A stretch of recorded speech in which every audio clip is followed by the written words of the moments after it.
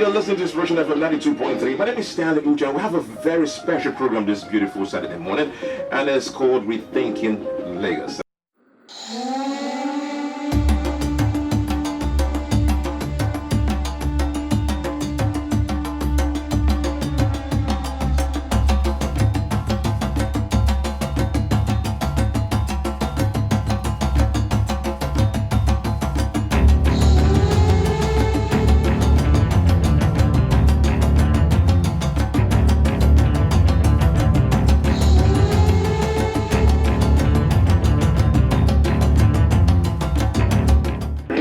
In a major city like Lagos, the challenges and the prospect. And with us in the studio this morning is Mr. Gbenga Komolafe, the General Secretary, Federation of Informal Workers Organization of Nigeria, FIWON. You're welcome, sir.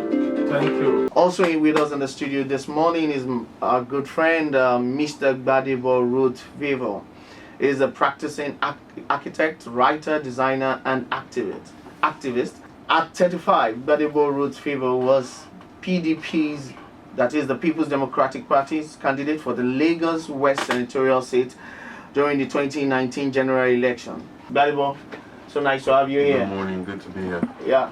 So we go right into it. So Mr. Gbenga is going to be taking the first shot, I believe. So Mr. Gbenga, what exactly is the definition of, for the sake of our audience out there, what's the definition and composition of what we call in Lagos the informal sector? People who work under conditions that are very precarious, very unstable. The income is unstable. The work environment is very makeshift, you know. Yeah. And even the conditions of work too is undefined. It's not like where it's not an environment you appear 8 a.m., you close 4:30 or 5 p.m. You go on vacation, if you're a woman, you get pregnant, you know you are going on maternity leave and all of that. So specifically we're talking about market women, mechanics, traders, street vendors, market vendors, bricklayers, builders, artisans, furniture makers, and so on. Okay, interesting. And these people have a very major role to play in a society, in a state like Lagos. Well, the stat says Lagos 70% informal. No. That is about 70% of the working age population. So the city runs on informality. Is it right to put it that way? Basically, that's true. 70%. Interesting. So this very, very important sector that you have mentioned, I've always been in the line of being experiencing demolitions, evictions of all sorts, right, as far back as independence, pre-independence. From studies, when the Queen was coming to Nigeria, as far back as in the 60s, you know, we also have in the 70s the eviction of people from Adeniji Adele. What would you say is the common trend to these demolitions and these attacks on this group of people? Yeah, the common trend is that they're usually very whimsical, you know. People are not given sufficient notice, people are not carried along, people are not consulted, alternatives are not provided, and where they are provided, they are so distant that a lot of people that are supposed to be located don't just go there because it doesn't make sense. So distant from their, customers and people who patronize them. So it's been always tragic situations. Each time people are evicted, people die, people go into and we have one presently going on. What would you say? Because the governor of Lagos State gave an executive order recently, and there's been the movement of people out of shanties and street vendors being vacated from different areas of Lagos towards Badagry. What would you say to that? No, it's just tragic, because one would have thought that given the history of failed evictions that we've had in Lagos, that our government will have learned to do the things much differently. But we are having the same story of whimsical evictions. Somebody just wakes up and gives an order that people should be moved. and without thinking of where are you moving them into, what happens to their livelihoods, what happens to their family, how they're going to cope, what alternative measures that can be provided. If indeed they should be moved in the first instance. So the point is that I've heard people saying that people go back to their village. You know, but the point is that people simply don't go back to their village. People simply relocate and find some alternative means of survival. You know, maybe a few of them will even go into crime or whatever. But people don't disappear. That problem doesn't disappear because you have not addressed the root cause. So people merely relocate whatever it is you don't want to see or you find objection in. Or even move temporarily, then come back to those spots. That has also happened a lot of times. Gladible, I would like you to take it from there. Okay. So, you studied public policy. Yeah. Immediately you decided to go into politics. Exactly. So, from the public policy perspective and in the spirit of the building inclusive cities, what would you say should be the response of government to this? I feel that Lagos in particular has waged a war against the informal sector for a long time. It's become a city for a long time that has been primarily based on survival of the fittest. And if you don't conform to the ideas of development or what's the word? Ultra-modern sort of existence, then you'll be pushed to the periphery. Or pushed, like you said, they will say you should go back to your village. And that is not acceptable in the real sense of how a community or a state is supposed to develop. Inclusivity is a very major part of development, especially when the informal sector makes up such a large percentage of the population that live in Lagos. It's not a sizable amount of people that you can just wish away. It's a group of people that you need to actually be very considerate in the way you and plan around them for your development ideas. And more than anything, I believe that it's the attitude of the government that determines how problematic this situation is. You have countries like Rwanda that have a phenomenal healthcare system where it's mandatory for everybody to have health insurance because of the attitude of the government. You have in England where in any major development there's sizable affordable housing put into that development for you to get planning permission for it. And when you look at the informal sector in Lagos, it's particularly worrying because the more you push these people away, people that are actually trying to make a legitimate form of living, people that are paying significant amounts of taxes, whether we like it or not, we are paying, they're taxing them different levies in the marketplace, and then they're also unrecorded levies that are being paid to the Babalodjas and the Yalodjas, and yet they still have to provide basic amenities and take care of the cost of basic amenities in the markets themselves. You know, so, and these people don't have healthcare coverage, they don't have the basic amenities and social amenities that a state is supposed to provide.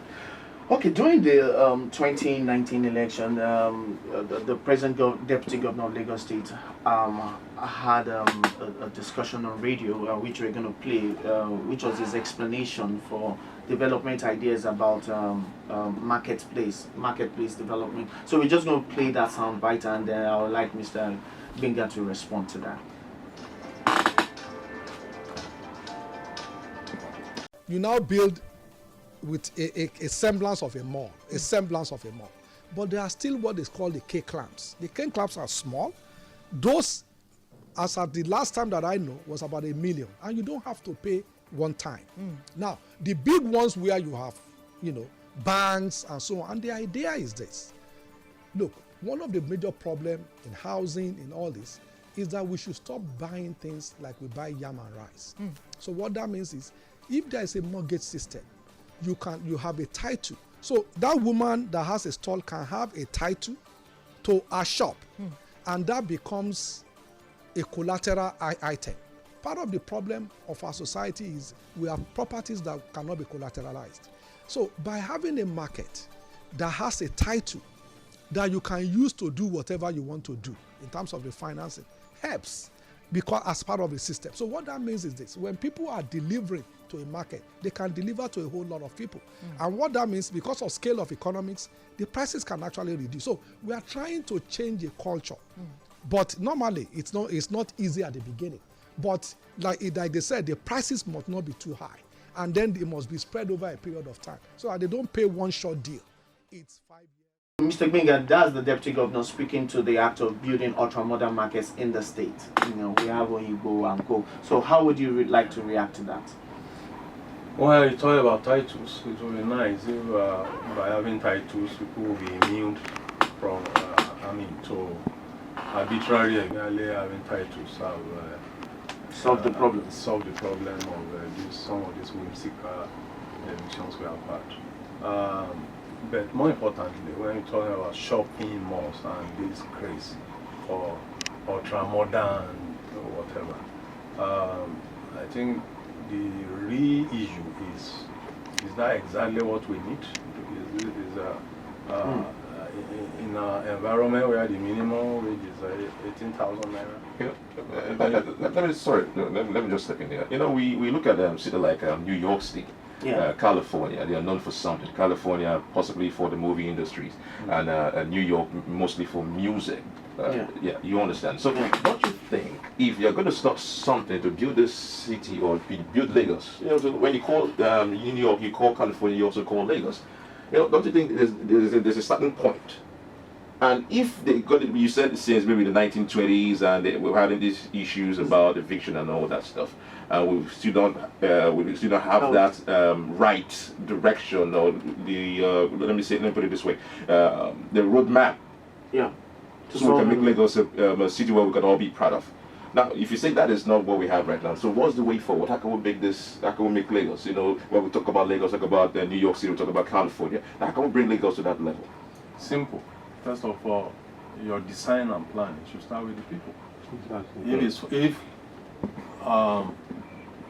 the conception of a human habitat is that human beings live there, and you conceive development in terms of how to improve the standard of living of those human beings that live there, then ab initio you must, whatever you want to do must start with them, where they are, the current realities as it is, not some.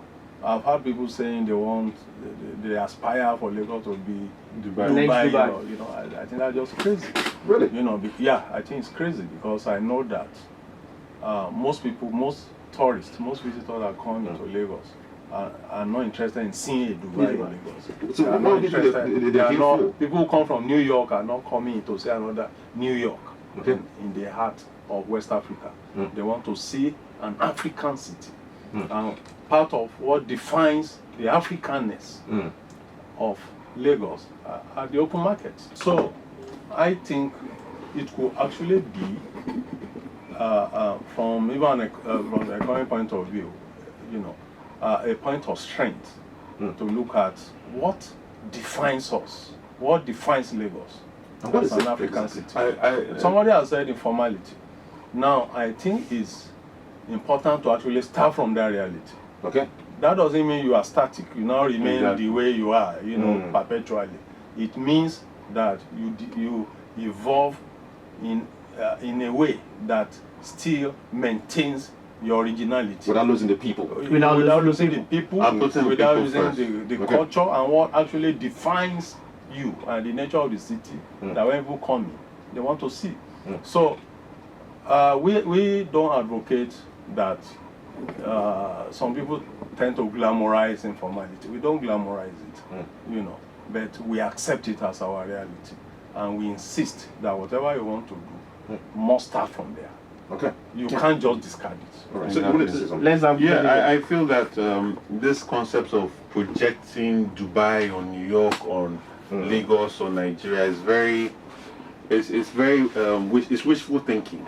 When you look at the social safety nets in all these countries, the social welfare system in all these countries, the amount of disposable income that the regular citizen has in most of these countries, you realize that if you create that kind of system here, most people cannot afford to buy things in these stores or even rent spaces in these stores. So then what is the point? Because you're creating structures that will not be used and cannot be affordable to most people that are there. So, like he said, starting from the people, starting from the informality that already exists, you redefine it, you make it more sophisticated, you increase the disposable income of people, and give people more access to finance. So, for instance, you cannot be talking about New York and California when people have to get a bulk of money to go and pay for a market store. Okay. Even though the deputy governor was talking about spreading it over a certain amount of time, but we need to understand that access to capital in Lagos, in Nigeria, is not easy. It's not something that most people have access to. So a more realistic structure and strategy needs to be employed, especially taking the realities of what currently is on ground, and that is what will give us our originality, will make us create a system that is unique and truly beautiful for people to want to come and see. You know, sometimes I talk to people. A friend of mine, he's a shoemaker, a cobbler. Yes. You know, I was talking to him once. I said, look, what do you even need to make this big? You know, he told me, look, Stanley, I need this space. I wanted that maybe a banker from the bank will come in here, maybe after work, come and say, I need this shoe, or someone, maybe even Dangote's friend. Yeah. Will come and say, see, Stanley, I need this shoe done. I want this. I'll pay you so amount of money if you get this done. But how can they patronize those guys on the street if they don't feel comfortable coming to where they are in the first place? But you know, they say branding and packaging is everything when it comes to business. Yes, but that's still a fundamental problem in the way we are thinking. A shoemaker should not be successful only because he has access to Dangote. We should have several people that have enough disposable income to buy his shoes. So he's not looking at one particular person. How many Now, Dangote the moment we have increased the disposable income of most Nigerians, then that shoemaker will have success because his market will move. Problem is we have very few people with disposable income to buy things that will allow for our economy to grow. Okay. There's a common trend or line of thought that this is the way things should be. Okay. But we've told that line for a very, very long, Long time. time, yeah. And it's not bringing the result. You're chasing people off the street and you're doing all of that, and they are back there again. So I'll just, at this point, I'd like to ask Mr. Benga, what is the consequence? Where are we heading to if we don't get this problem solved in our society right now? If we don't address this issue properly, where are we headed? Chaos. We're heading for chaos and more and more confusion. Already, hundreds of thousands of market women and men have been displaced over the past 20 years as a consequence of demolition of 26 markets. These markets are not even necessarily traditional in the sense of some open, not very standard structure and whatever. The old Tejo market was not by any means a substandard market, you know. It wasn't, you know, and only God knows why people just decided that they didn't want to see that. They wanted some big shopping mall or whatever. What's the occupancy rate of Tejo market right now? Well, I understand it's still less than 30%. They have had to accommodate the small traders at the base floor because they also, the clamps. Yeah, the clamps, because they also realized that the place is just empty, you know.